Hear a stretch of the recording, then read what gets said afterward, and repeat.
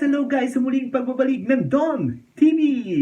At dahil muli na naman pong lockdown dito sa Paris, France, ay hindi po tayo papadaig na wala po tayong content na may upload. Sana po ay suportahan niyo po ito, itong bago kong content na gagawin. Ito po ay ang Don Romanticos Lovers Story! Abangan nyo guys at sana ay matapos nyo ang pakikinig. Suportahan niyo po ako guys. Thank you!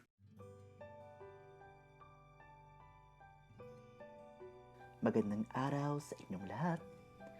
Bago natin simulan ang ating kwento, ako nga pala si Don Romantico ng Lover Story.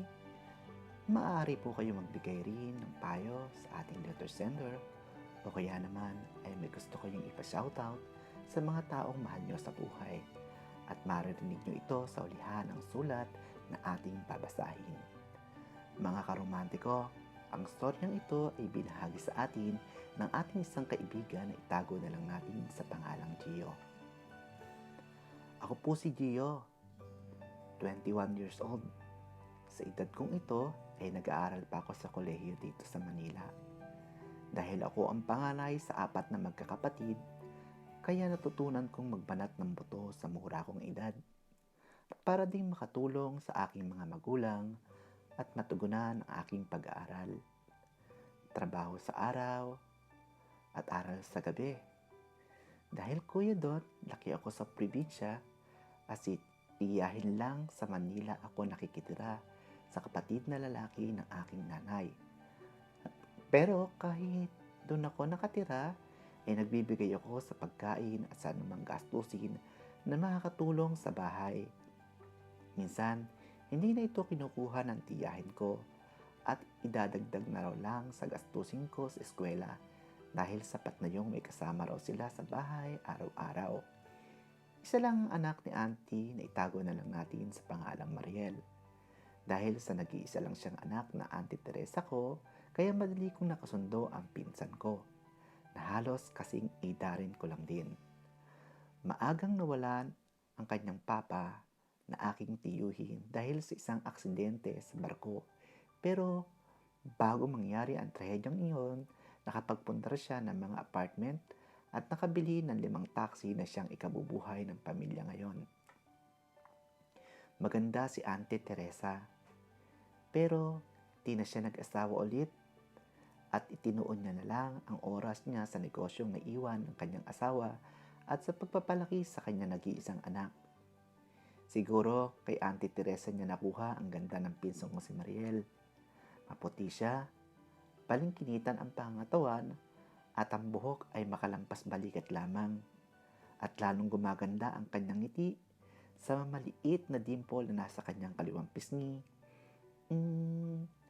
Hawigin siya ni Marian Rivera dahil siguro may halo ring Kastila ang ina at Auntie Teresa.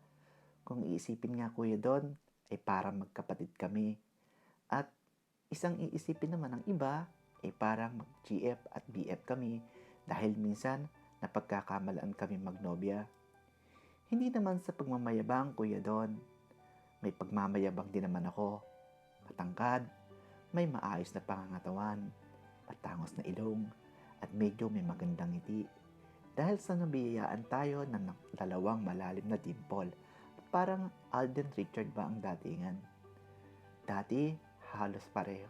Dahil halos pareho ang edad namin ni Mariel, kasi sa mga gimikan ay lagi niya akong kasama na siyang ikinatuwa ni Auntie dahil panatang ang loob niya sa pagkasama ko siya.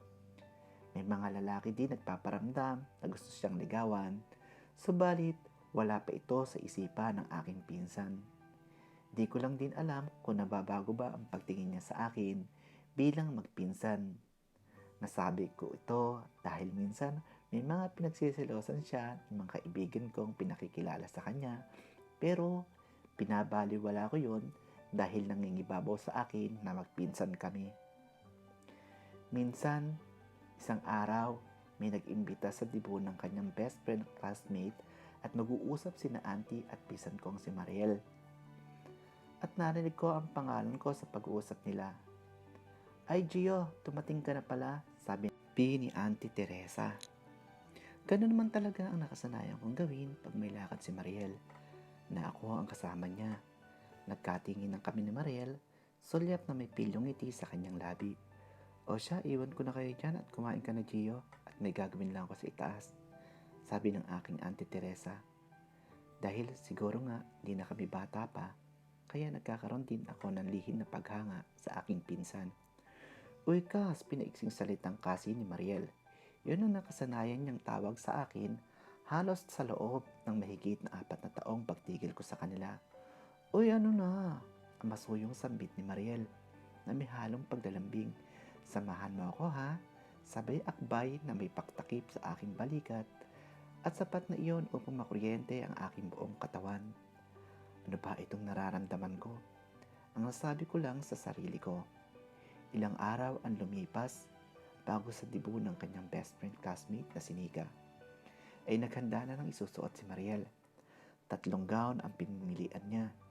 Isinukat niya ang isa at sinukat niya din ang pangalawa at may pagkakataon pa nga na ako ang kanyang pinagsisipper sa likod ng kanyang gown. At yung sa pangatlo na ang sinukat niya, napakaganda ng pinsan ko. Ang halimukiyak na amoy ng isang kadalagahan ay sapat na upang matulos ako sa pagkakatayo sa pagkakatingin sa kanya. Kas, ano ba? Payaw na bulas. Niya na ako'y parang nagising sa pagkakatayo. Ano ba ang tanong mo? Sagot ko kay Mariel. Kano ba ang bagay sa akin dito? Wala akong mahagilap na salita, kundi ang sabi ko ay, iyan, kahit wala sa aking isipan ang aking sinabi, pero kahit ano naman talaga ang kanyang isusuot ay bagay sa kanya dahil sa kanyang tindig, wari isang dalagan-dalaga na ang aking pinsan dahil sa kanyang magandang hubog ng katawan. Araw na ng dibu party ng kaibigan niyang si Nika. Gio ang tawag sa akin ni Auntie Teresa. Ito nga pala ang isusuot mo. Madali niya itong tinungo at sinukat niya. Ayos na ayos po ito, Auntie. Sukat na sukat. Salamat po, Auntie. Ang masayang bulalas ko sa kanya. Magkapareho kayo ng katawan ni Roy at yun ang tiyuhin kong namayapa ang tinutukoy niya. Tinulungan siya ng auntie niya na itupi ang kwelyo ng Amerikana at iayos ang pagkakakabit ng necktie. At narinig niya ang takong na nagmumula sa itaas na hagdanan pababa. Nanlaki ang aking dalawang mata sa aking pagkabigla. Ang ganda niya, ang sabi ko sa sarili ko habang naglalagay ng gel sa aking buhok. Ngumiting bahagya si Mariel na lumabas ang dimple sa kaliwang pisngi na binigaya ng kanyang nakapusod na buhok at lumabas ang tingkad ng kanyang aura na binagayan din ng kanyang simpleng kwintas at hikaw na gawa sa perlas. Ang kanang kamay ko ay nakalagay pa rin sa pag-aayos ng gel sa aking buhok na napansin ni Mariel. Hindi mo ba aalisin ang kamay mo sa buhok mo? Sige ka, titigas yan. At sabay tawa ni Mariel at medyo nahiya ako dahil nakita ni Auntie ang reaksyon ko sa kanyang talaga na pinsan ko. O siya, ipahahatid at sundo ko kayo kay Mang Pedring ni isa nilang driver na empleyado sa kanilang negosyong taxi. Mag-iingat kayo ang sambit ni Auntie Teresa. Sa loob ng kotse ay minsan magharutan at tuksuhan ang dalawa na nakasanayan na nilang gawin noong medyo bata pa sila at medyo minsan nagkakailanganan na sila dahil sa mga binata't dalaga na sila.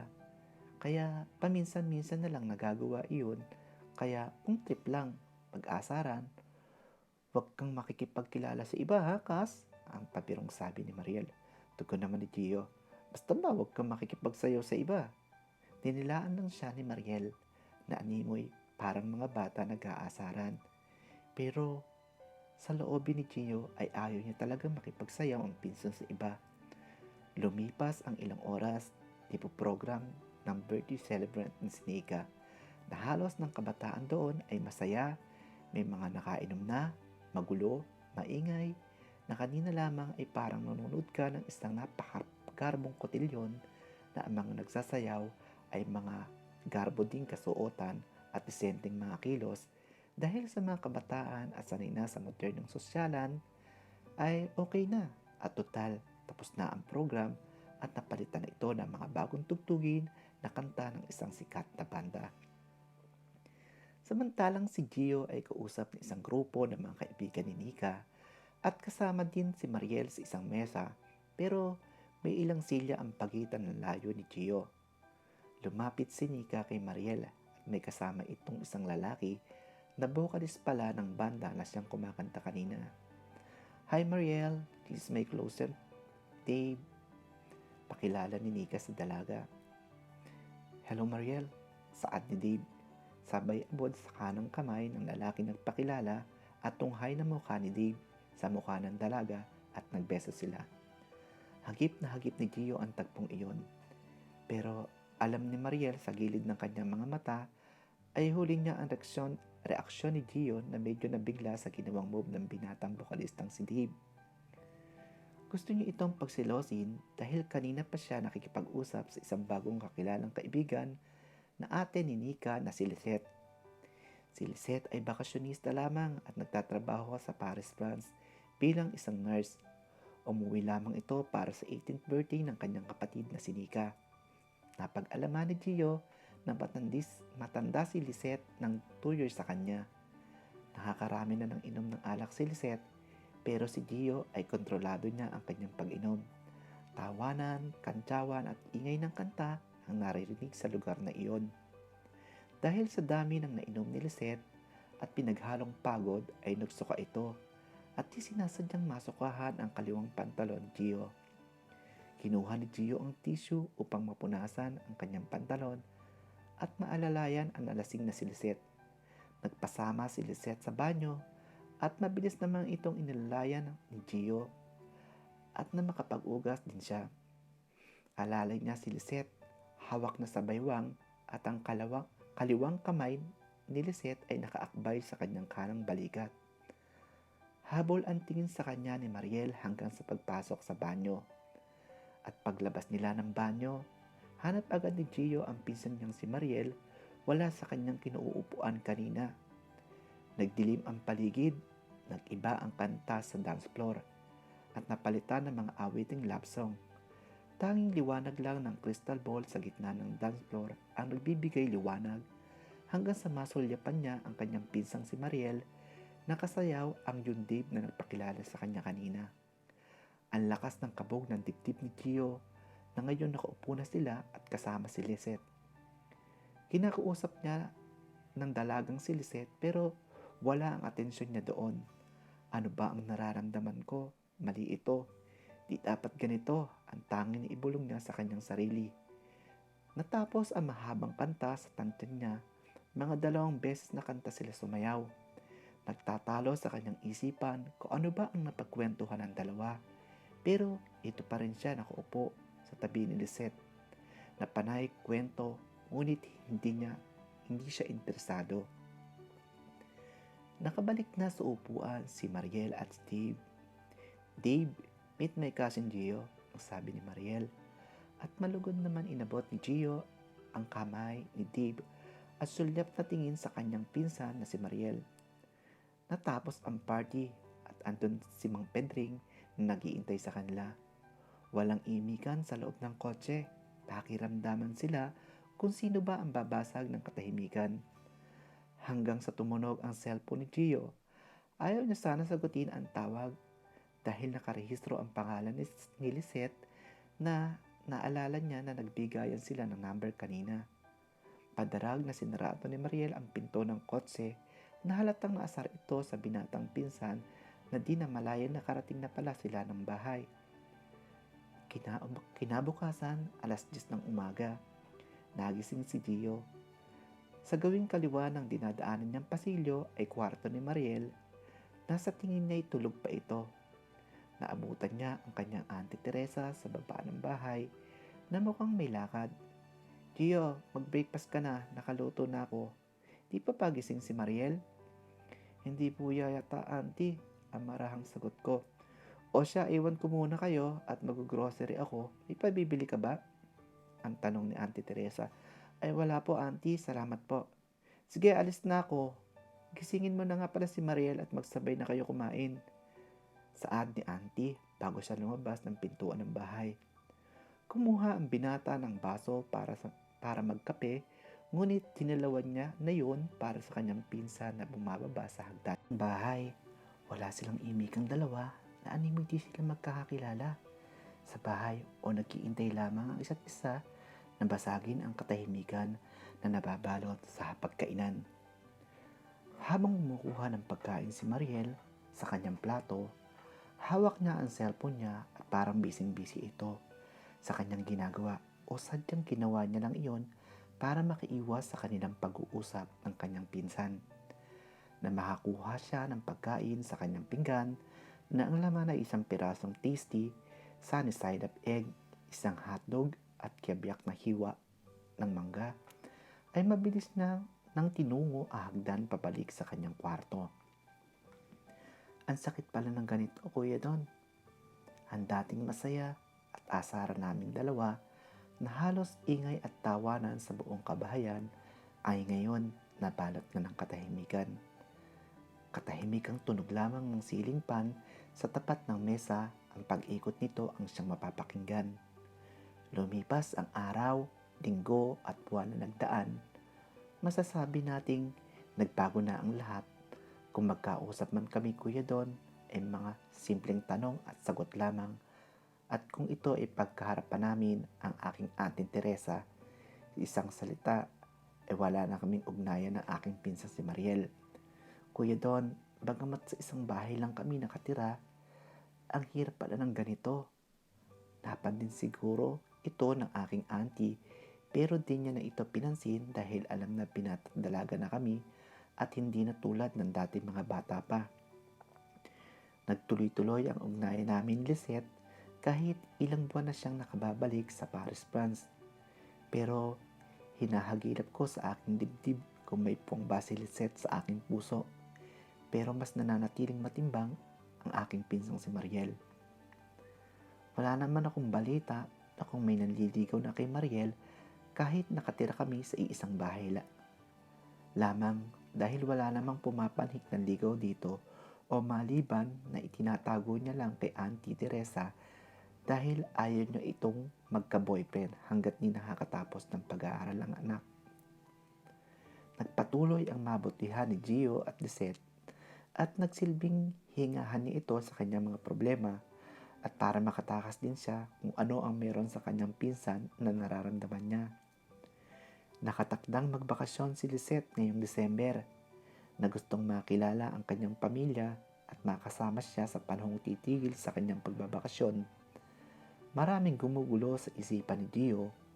Gusto niya na magpaalam sa kanyang auntie upang mag-isang mangupahan ng bahay na lamang total nakatapos na siya ng pag-aaral at mayroon na siyang maayos na trabaho bilang isang call center agent sa May Makati. Pero iniisip niya na baka magtampo ang kanyang Auntie Teresa sa kanya kung lilipat siya ng tirahan. Kasi lagi nagpapasalamat ang Auntie Teresa niya sa kanya, nagkaroon siya ng kasamang lalaki, sila sa bahay at isa pa, napakabait ni Auntie Teresa. Walang pangit na ipinakita sa kanya ang kanyang tiyahin simula nang siya'y tumira dito. Ito lang ba ang dahilan kaya niya gustong umalis ng bahay o may iba pang dahilan? Ito lagi ang tanong sa kanyang isipan. Bahala na. Yang mahinang saad ni Gio sa kanyang sarili. Kinabukasan, maagang nagising si Gio. Hinanda niya ang sarili sa pagpapaalam sa kanyang Auntie Teresa. Noong kasama niya na ang kanyang tiyahin sa kusina upang maghanda ng kanilang umagahan, ay pantulot siya. Hindi niya alam kung paano siya nasisimulan. Makanakang napapatayo siya, naglalakad-lakad na wala sa sarili. Kaya napansin ng kanyang tiyahin yon. Gio, may problema ka ba? Sabi ng kanyang tiyahin. Auntie, medyo pagkautal niyang sabi. Kasi po, ang impit niyang salita, nakinig ang kanyang Auntie Teresa sa kanyang sasabihin. Magpapaalam na po sana ako sa inyo, Auntie, kung papayagan niyo po ako. Malumanay niyang salita kasi nahihirapan po akong umuwi sa bahay. Kung galing ako ng trabaho, napaka-traffic po at hirap na po akong makatulog pagdating sa bahay. Panggabi ang trabaho ni Gio sa call center. Kahit hindi yon ang dahilan at hindi naman abala sa kanya ang traffic at kahit sa Quezon City pa siya o nauwi, ay hindi hadlang sa kanya yon. Yun lang ang naisip niyang paraan para mapapayag niya ang kanyang tiyahin. Nag-isip ang kanyang auntie. Pero halata sa kanyang mukha ang lungkot dahil tinuring niya siya nitong anak. Napabuntong hininga si tiya. Ah, wala akong magagawa, Gio. Kung yan ang gusto mo, pero papasyalan mo kami dito ni Mariel, ha? Ang malungkot niyang sambit, pero kung sakaling magbagong isipan mo at bumalik ka dito, at welcome ka sa bahay anumang oras. Nanligan ang luha ng binata at di niya mapigilang yumakap sa kanyang Auntie Teresa. Kung sa totoo lang, wala siyang planong lumipat ng bahay dahil lang sa kanyang nararamdaman. Kinagabihan, pupunta siya sa CR, mga alas 11 na ng gabi yon, ay may narinig siyang impit na iyak ng isang babae at tunog ng bote ng alak. Tinungo niya ang lugar kung saan nagmula ang pasinghap na hikbi hanggang sa dinala siya ng kanyang mga paa sa may taas ng bahay sa may gawing beranda. At nakita niya ang kanyang pisang umiiyak at nagiinom ito. May 3 bote na ng beer sa lapag na walang laman at pinubuksan niya pa ang isa. At nakita siya ni Mariel sa kanyang pagkakatayo. Ay, dyan ka palakas, di ka. Samahan mo ako, inom tayo. Ang sabay abot ng bote ng beer at punas sa kanyang mata na puno ng luha. Tama na yan, lasing ka na, ang sabi ni Gio. Hindi ako ang lasing. Ikaw siguro ang lasing kasi manhid ka. Sabay lagok niya ng beer sa kanyang hawak. Siguro nasabi niya ni Auntie Teresa kay Mariel ang bala kong paglipat. Lumag ako ng beer. Hinayaan ko lamang magsalita si Mariel at ilabas ang kanyang salaobin. Napapadalas ang paglago ko ng alak hanggang sa maubos ito. At pinagbuksan pa ulit ako ni Mariel. Dati na naman namin ginagawa ang mga inom sa beranda na ito na kasama ang aming mga kaibigan na may pahintulot ng aking Auntie Teresa. Ngunit sa pagkakataong ito ay siya lamang ang nagiinom. Lagi ako ang talo mo sa inuman pero mananalo ko sa'yo, ayaw.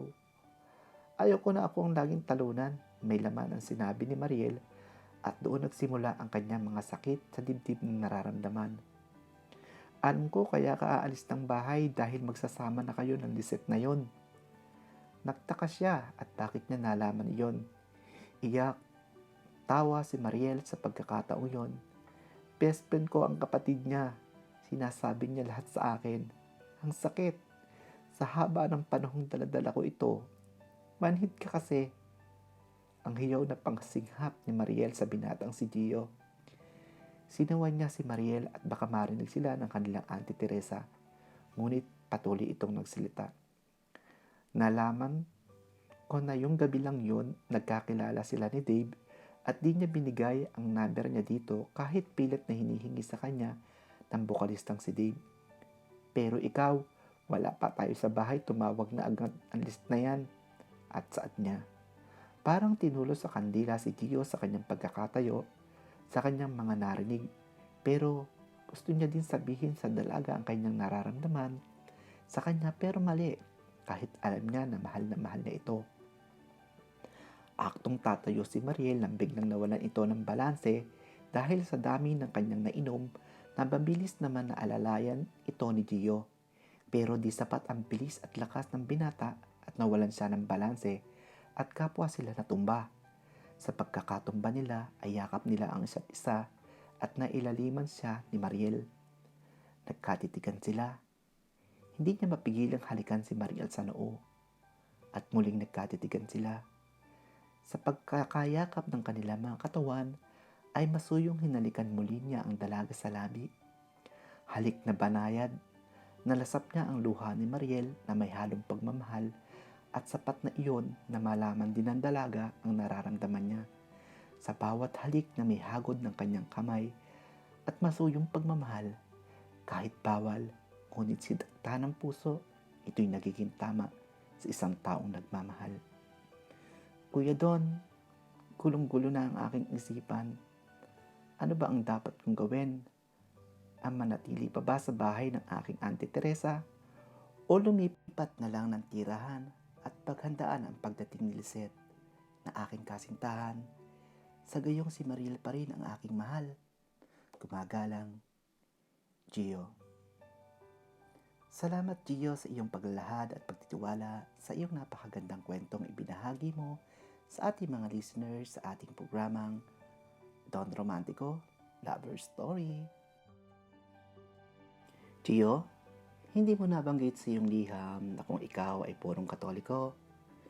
First cousin mo si Mariel. Sa pagkakaalam ko, hindi pinapayagan ang first cousin na magsama o magpakasal. Mas mabuti Gio na lumipat ka na lang ng bahay na tinitirahan kasi iisa ang environment nyo ni Mariel, kaya yung feelings ay andun pa din. At di rin kayo kapa makakapag-move on kahit alam nyo na di pwede. Mangyari yun siguro pagdating ng araw marirealize nyo pareho ni Mariel.